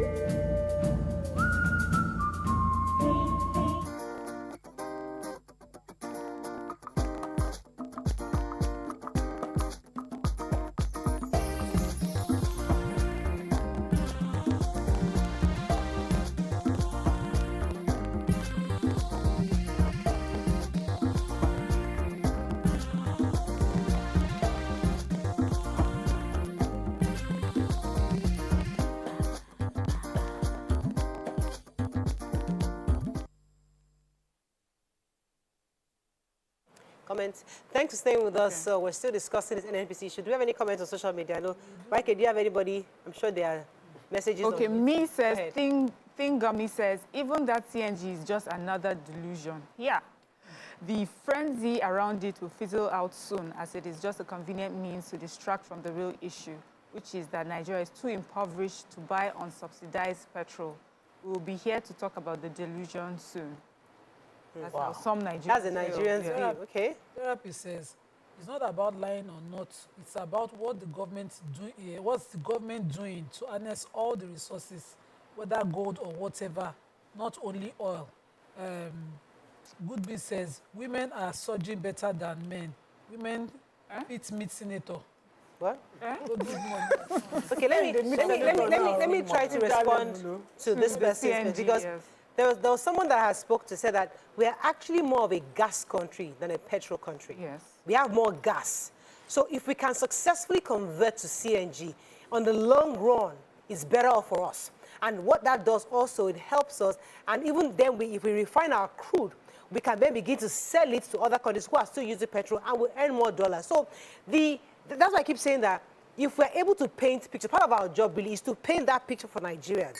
Because if we all begin to subscribe, many people are still reluctant. I don't want to change my car, I don't change my car. But if there are people who are willing to say, you know what, let me take on this CNG kits, convert, and many of us in the next 10 years, you see cars now converting. You realize that will not be dependent on what NNPC's pump price on petrol is anymore, eventually. So it's just, as I said, it's a start, but eventually... I hear you, but I don't think it's the painting of the picture that's the problem. Yeah. It's that Nigerians over time, yes, that we don't trust anymore. Because many pictures have been painted. And in fact, timelines have been given. But you and I know, we've sat down here and we've talked about Port Harcourt Refinery, December. Waiting on the date. A jury assured us December 2023. That's resigned. So the assurer don't resign. Yeah. So the problem is that when Nigerians saying take leave. Okay. So when Nigerians say things like this, it's coming from somewhere. Yeah. So what I would like to see our government do differently, knowing that there's a distrust and mistrust that's come from years of being disappointed, is that they make sure that whoever it is that they have put in charge of all these projects and, you know, these things, make sure that there is no iota of corruption while they're doing it. Because I hear you about the CNG and so many other policies before it. The problem has always been the implementation, that human beings, Nigerians, find a way to capture it via corruption and turn it on his head, and Nigerians don't access or enjoy the benefits of what you guys are doing. Just depressing now. Government very positive. CNG. Allow her to be positive. Government is pushing CNG, and NNPC stations are within their control. Shouldn't NNPC stations by now have what's it called, these dispensers for CNG already? I mean, it's almost like there's no CNG, because, you know, people, even on YouTube now, people are saying CNG is a scam. By now, the way we are doing, those one pump that we see for kerosene, they should have one. So right now, I think they're just at the NIPCO stations, I think. But eventually, I believe... They're well positioned for... But how many NIPCO? But eventually, we'll wait for the government to let us know where we refuel our gas, convert. That's the conversation we're going to have. You know, some people will die while waiting. That's true. People have died. You know, people are dying every day. It's not... So when we say there is pain and there is... we have to remember that people die waiting for this. The developed world is all run. So people have died to get the benefits you are getting. Your pension in the UK, in the US that you're getting. Somebody died to get it. Even the freedom of speech you have, even the women's rights that you have, that you are all, they say, oh, I now live in the US. I'm not saying that we should die. I'm just saying that there is nothing that is free. Eventually, we are going to everything costs something. Now, we don't want to be the one to pay that price. Nobody. That's why with Nigerian, we're still like the last song is that nobody wants to die. We all want to go to heaven. We all want to go to heaven, but we don't want to die. But the truth is that these are pains that people would eventually have to go through to get to that place we are hoping to get. It's difficult. As you were saying, I'll let you jump in here. I'll interrupt you. Yes, please. I just want to say, even here, people have died. Your father is one of them. Yes. My father is another. Yes. My uncle. People, listen. People who have talked here God bless you. have died. Yes. So it's not that people are not talking and people are not fighting. Exactly. People are fighting here. So it is for that reason. It's for that reason. That we should not overfight. Not okay. Let me choose my words carefully. Okay. Better choose carefully because I'm here. Carefully. Because these people that have died, that we know, they spoke. These people that are speaking on social media, they did not speak as much as those Bekor and some Kuti or those people that were talking. But they are 6 feet under today. So the point is that, listen, we must continue to engage. It's not until you scatter ground or shout and see. We must continue to engage government or get involved for things to happen. It's not so much of you talk. Talking can only take you so much. You need to get involved and understand. Come to the table with government and say, what are you doing? Help me as a media person. Our job as media is to convey.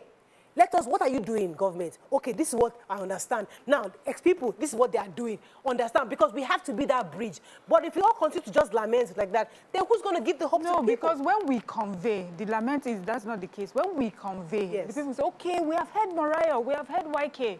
This is what they told us today. Then we'll come back. They move the goalpost. We'll now move the goalpost. Next time, when we come to convey, they will not listen to us. True. For me, except because it's your view on her, I will not discuss this with anybody. I don't do it anymore. I resolved this year that I'm not going to lament about anything in this country. I'm going to do my bit. I understand that clearly that I have control over my behavior and I don't have control over the behaviors of others. I cannot run mad because of what somebody else is doing. Yes, it's affecting my everyday living. So for me, apart from this table, I will not have. That's why I'm keeping quiet. That's what we don't keep quiet. That's what we do. Thousands of people are watching. That's what I say. Apart from this table, I will not. So this is my own view, is that you cannot control the behavior of others. You can make them accountable. To retain your sanity. To retain my sanity, in my little space, I'm going to do my best. When I do my best and it gets to you, and you do your best and it gets to Mariah, and maybe one day we'll get there. These things are not done by aliens or people from the Eskimos. They are human beings. So I say that every day. Tinubu is there, President Tinubu is there in his office. Let's use EFCC. Fantastic as that man is proving himself to be. Is that what you get on the ground? No. So I am not going to bother myself. Let the area commander be fantastic. He's all the people on the ground. Let that station go to that mobile on Odoero. That mobile, you can. I mean, go to that mobile. You cannot chant the line there. The man is fantastic. But is it the same thing you get from his staff? So for me, I don't want to get this pain you're having. The EFCC chairman has issued a warrant of arrest for the governor, but the governor is being guarded by police officers. So that's people. So it's like a web that you cannot, the more you think about, the more you get mad. I don't know if that word is permitted, forgive me. But the more you think about, the more it looks like you cannot untie the knot. But let me just ask you a question. How did we get here? We got here. I hate this question. I hate that question. Let me tell you why. I hate that question. Everybody's always asking me, how did we get here? Well, you know in this country how we're getting here. But we're not all here together. We keep asking the same question. How do we get here? Well, you know, born in this Nigeria. Nigeria was here already. All of us were there. We're all corrupt. All of us are corrupt. How do we get here? Corrupt government. Corrupt people. Corrupt government money is spent by corrupt people. The government did not spend the money. They brought the money home. God bless you. Which money did they not spend? Look, when I was growing up, go to England, you will see all their houses that they cannot, they are buying houses there for British government. So, they are buying houses there. When we probe this subsidy, let's probe this subsidy now. Wait, let me not let you get into YK. Leave YK for me. Leave YK for me. See, YK. I agree with you. Government. You will still buy the phone. Government. You will still move. I agree 150% with you. Government, they built houses in London everywhere, all of them, corrupt for years. You buy now. I agree with you. Now. In addition, I'm also saying you and I, we're enablers. We are not. All of you, all of us. The fact that you live in this, the fact that you are even giving out money to somebody like this, the fact that you are actually not. Let me pick my words properly. Okay, we are all enablers in different ways, and that's the truth. In different ways. Okay, we are all enablers in different ways. So before we need to point the finger at the government, I always say this fault is at us. We, as a people, we're in Nigeria. When Nigeria got the way it is, what do we do as a people? Well, it's funny that we're having this argument, and YK made the instance of houses in UK, houses in Dubai. Have you all thought of governors that are not, even someone that has been building houses, have not launched any Lagos homes for the poor? We continue to widen the bracket of the poor. Housing, that is a basic necessity. We cannot hold a governor to that standard that they have not done it. Even the governor of the Lagos State that has a housing plan that we could see has stopped it for years, for a while, and we have not noticed. Governors of other states now, allocation increase, they don't have a housing plan for their indigenous citizens. We continue to widen and person will never get house now. The same Lagos home this way. Let me stay on Lagos home. Let me stay on Lagos home. You are right. A governor brings in a policy on Lagos home. We have a few friends that benefited from it.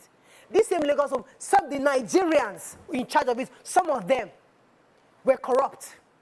Some of them were selling to their own people. So it's one thing for government to say, okay, I'm going to do this housing for people. It's another thing for Nigerians to manipulate the system for their own family and friends. We are in this system together. Like, so as far as I know, when the Lagos Homes was launched, it was under the BRF government, and the way it was done, that our friend benefited, we was clear, it was said here, that she only bidded, and she did not know anybody. Exactly. Remember that the governor was, when he was on the show, when we last he said, no, that's not how it's done. It's supposed to be to be able to benefit anybody from anywhere without any connections. And we are sitting here. I applied, and we didn't get it. I applied so and we didn't get it. Yes, they followed a format that was not replicated after. Except it as it was not replicated after. That's I just want to before we run off, I want to answer you, Morayo. Okay, why answer me? Before we run off, you see, when I'm telling you about government, when I'm saying, you see, what is happening? The teacher is the government. We are the students. We have learnt, and we have learnt well. Yes. So it's true. So can we all learn? Okay, let me pause you. That statement. Let me start with that statement. The teacher. I thought you had to go. Wait, I'm going. That teacher, that is government. Who taught him? Wait, did he come from heaven? Or is it not from the same people that became a teacher? Well, did they import him from Mars? Or they import him from Spain? Is it not in this system that the teacher became a teacher? The point I'm trying to make is that man is a reflection of who we are. Are you making sense to yourself? I'm making sense to myself. You're not making sense to me. Okay, let me. That there's a system that already this teacher, this man they're calling teacher. Somebody made him. You have to listen, because we got independence 1960. Yes. There was civilian government. Then a coup happened. Yeah. Then 70. When was it? 78? Civilian government came up. What year was it? And successive, and up till this present dispensation, where it was the military that were ruling. They will remove their civilian clothes, their military clothes, and wear civilian clothes and become president. Yes. Is it not inside this Nigeria? Yeah. And they have continued to rule, and the people who are ruling then are still ruling now. The only ones that are not ruling now are the ones that died. Isn't it? Was ruling then? It's a new generation. In the students, in the correct students, don't win. You don't learn. We have to wrap up, because we have a guest here who would like to say a few things about her. So let me just go on a very tiny break. And when we come back, we'll focus a bit on because we need to know a bit about you. Our viewers are wondering, who is this guest? Let's go and show you. But I'll have to pause you, Waiki. But because I am the host of the break. Because I am the host of the show. The teacher of this show. That's the problem. Thank you. That's the Nigerian student. They don't listen to the leaders. They are always rebellious. So I am the teacher of this show. I am the fella. You are the Obasanjo. Continue. Where's fella? Where's fella? I am the fella of the Obasanjo. So where's fella? Where's Obasanjo? Where are they? Fella is 6 feet under. Obasanjo is where? He's still lounging. You see. I wanted to say you were 6 feet under. You see how you're supporting you forgot. You'll be right back. Obasanjo too was 6 No. Back over me. This is a short break. We'll be right back. We need this break. Stay tuned. Your View will be right back.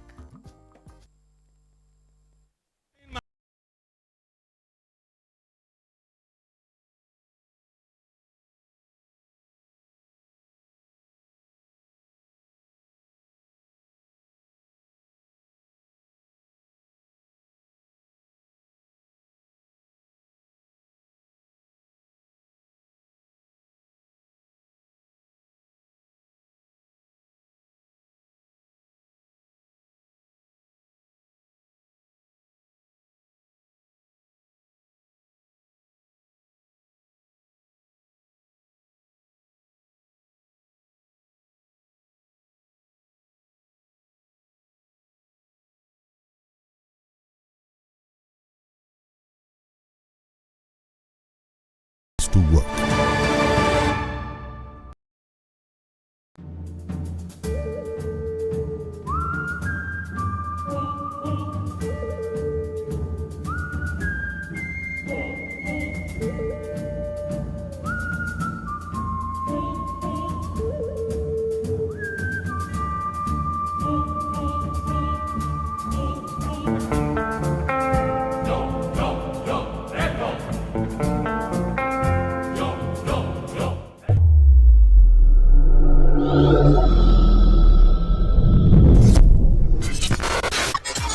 Do you think you can outplay me in this game of wits and knowledge?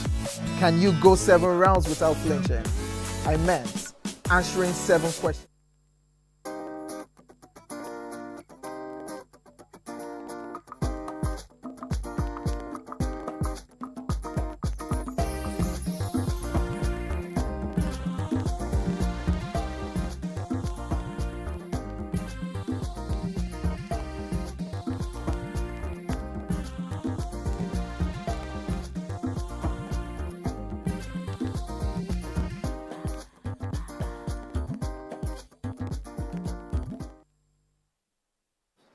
Thanks for staying with us. So we still have our guest here with us, Dr. Bountiful Taiwo Adelonwa. And I know that there's a lot you do with your work. Just tell us a bit about it, so that we have to give you an opportunity to share with us some of your own. For me, I'm passionate about people, business, and community development. Those are the 3 things that drives me every day. I believe that better individual will make a better family. And when you have better people in the family, a better family will give us a better community. And when we have a better community around us, we'll have a better nation.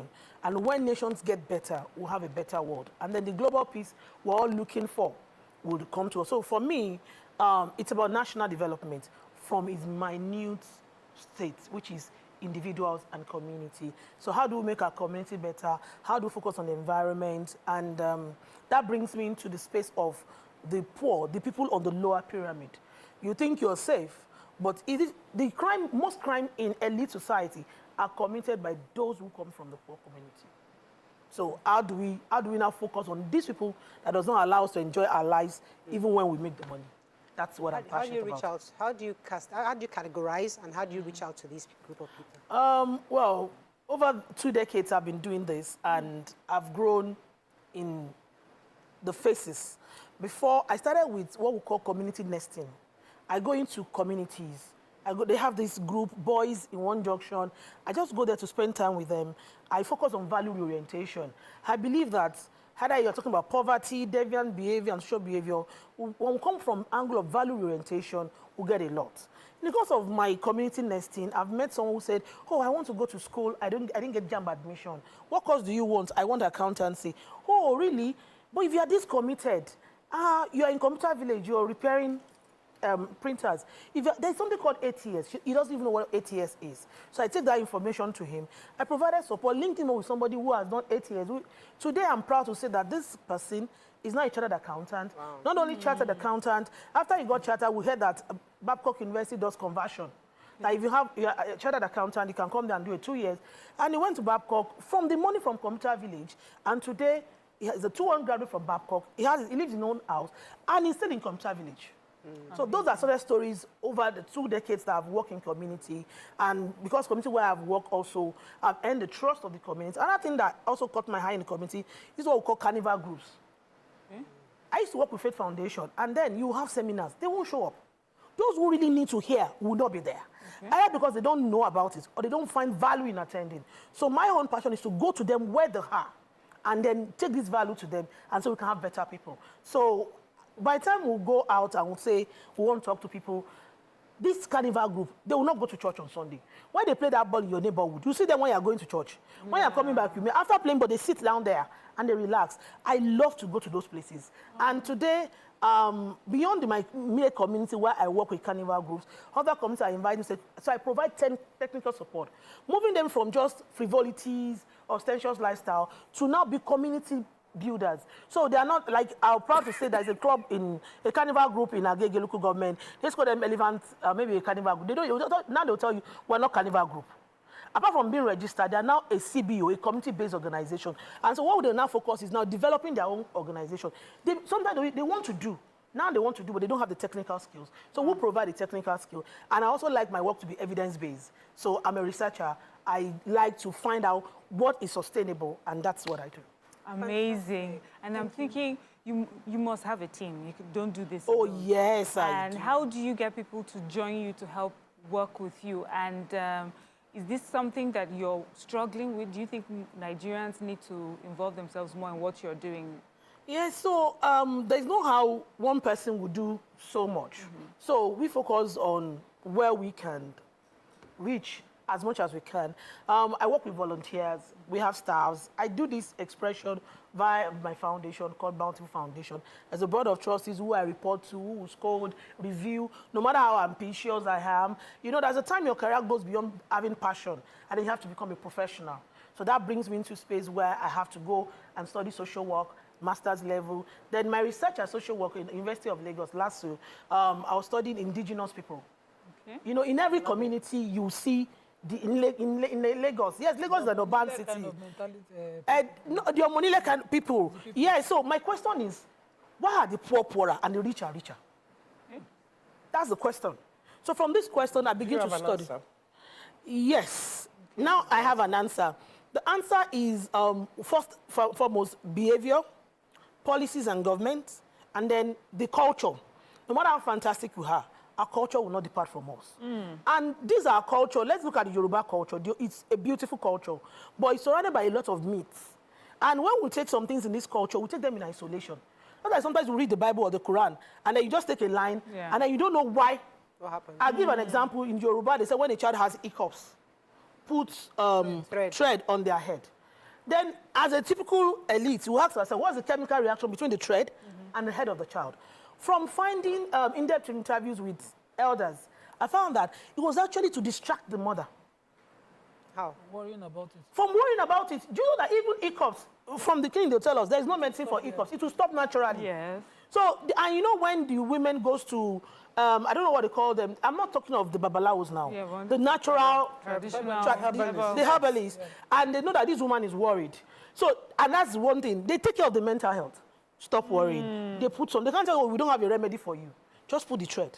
And then the woman believes that, then the faith then is strong. Yeah. The thread is working. And then in time, the hiccup is gone. When we look at all these problems, one of the things we'll find out as a major cause of this poverty, one, let me describe their poverty. Poverty among the indigenous people is one, intergenerational.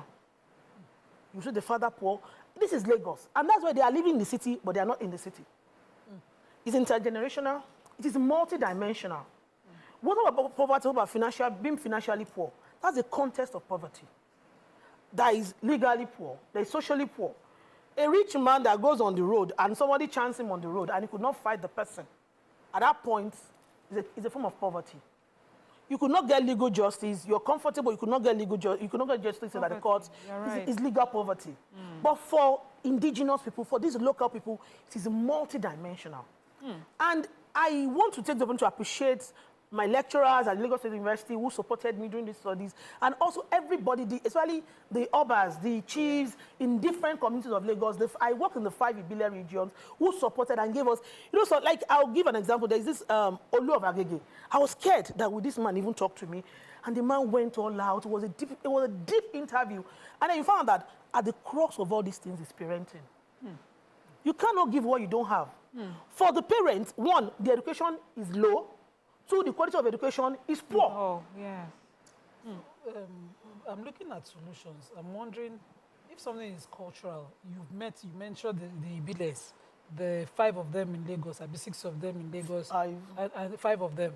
And, you know, that means you've tested to the roots of certain things where the problem is stemming from. If we are to change things, you know, start a new culture, start to explain things, how do we go about changing it using this Ibile example? Okay, first, to change it, we need to understand the 2 backgrounds. There's a myth about the poor that they are lazy. They are not. Majority of them are not lazy. 2 is that to understand that these particular people, their poverty, they cannot solve it alone. And when you say they can't solve it, they need the government, they need the development partners, international actors, local actors to come out of this. And then to come out of it, the solution must be sustainable. So like she said about the palliative, it's not one-off. And that brings us to a space where we call social protection. Okay. When Lagos State is doing great thing about social protection, and I think Lagos State is about the if not the only, the foremost state that has actually implemented social protection. Another question is, there's a register for this poor.